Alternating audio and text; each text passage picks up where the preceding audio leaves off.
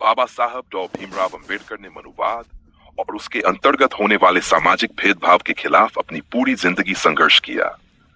उन्होंने जातिवाद, ऊंच नीच और अन्यायपूर्ण सामाजिक व्यवस्थाओं को खत्म करने के लिए कई प्रयास किए। उनके प्रयासों का उद्देश्य एक ऐसी समाज व्यवस्था स्थापित करना था जो समानता, स्वतंत्रता और बंधुत्व के सिद्धांतों पर आधारित हो। डॉ अंबेडकर ने भारतीय संविधान का निर्माण करते समय हर व्यक्ति को समान अधिकार देने और सामाजिक न्याय सुनिश्चित करने के प्रावधान रखे। उन्होंने मनुस्मृति की आलोचना की क्योंकि उसमें वर्ण व्यवस्था और महिलाओं तथा दलितों के खिलाफ भेदभावपूर्ण नियम थे। उनका संघर्ष न केवल एक समाज सुधारक के रूप में था, बल्कि उन्होंने दलित समुदायों को शिक्षित, संगठित और सशक्त करने के लिए भी कार्य किया। उनका जीवन इस बात का प्रतीक है कि अन्याय और असमानता के खिलाफ संघर्ष करके परिवर्तन लाया जा सकता है।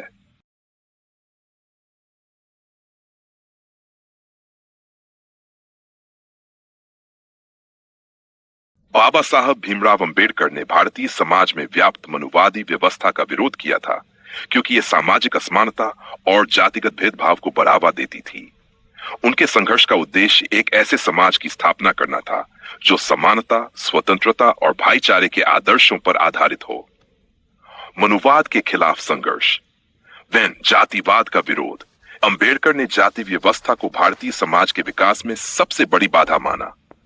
उन्होंने इसे सामाजिक असमानता और शोषण का स्रोत बताया। हिंदू धर्म ग्रंथों की आलोचना। उन्होंने मनुस्मृति की कड़ी आलोचना की क्योंकि उसमें जाति आधारित भेदभाव को धार्मिक रूप से वैधता दी गई थी। संवैधानिक सुधार। अंबेडकर ने भारतीय संविधान के माध्यम से समानता और सामाजिक न्याय सुनिश्चित करने के लिए प्रयास किया। 6. शिक्षा और जागरूकता। उन्होंने दलितों और शोषित वर्ग को शिक्षा के माध्यम से सशक्त बनाने पर जोर दिया। नतीजा, बाबा साहब का संघर्ष भारतीय समाज में समानता और सामाजिक न्याय की दिशा में मील का पत्थर साबित हुआ। उनके प्रयासों का ही परिणाम है कि आज जातिगत भेदभाव के खिलाफ कानून और नीतियां बनी। अगर आप इस पर अधिक गहराई से चर्चा चाहते हैं तो बताएं।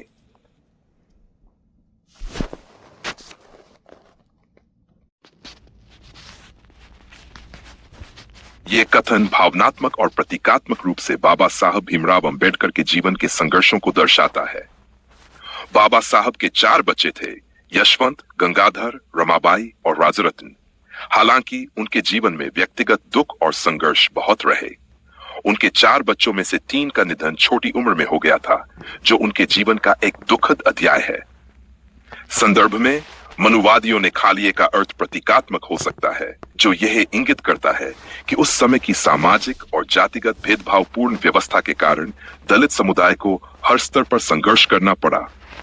यह बाबा साहब के व्यक्तिगत और सामूहिक संघर्ष को उजागर करता है, जिसमें न केवल उन्होंने समाज के लिए लड़ाई लड़ी, बल्कि अपने निजी जीवन में भी अपार कठिनाइयों का सामना किया। अगर आप इस विषय पर विस्तार से चर्चा चाहते हैं या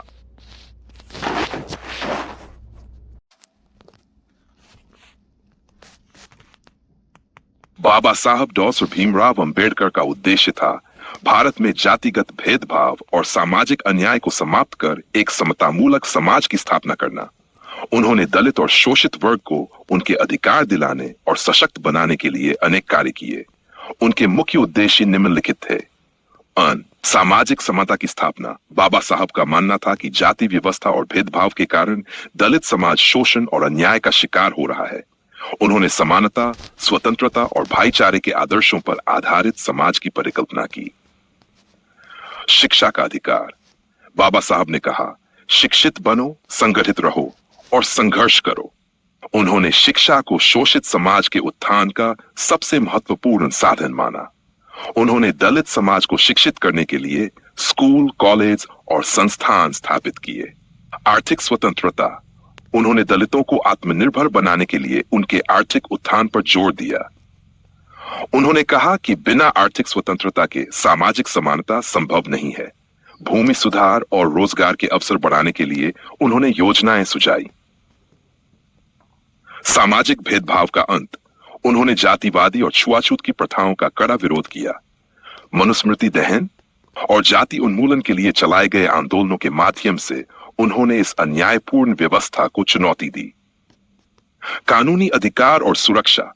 बाबा साहब ने भारतीय संविधान का निर्माण करते समय दलित समाज को समानता, स्वतंत्रता और न्याय सुनिश्चित करने के प्रावधान किए।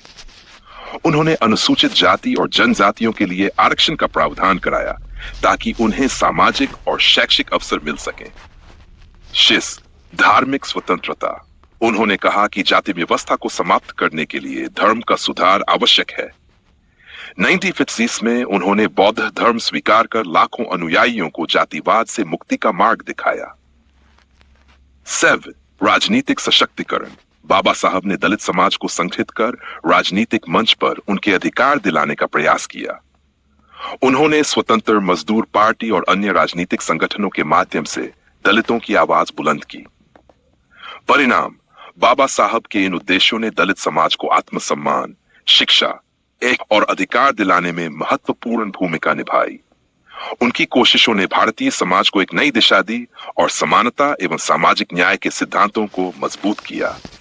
अगर आप इन उद्देश्यों के किसी विशेष पहलू पर चर्चा करना चाहते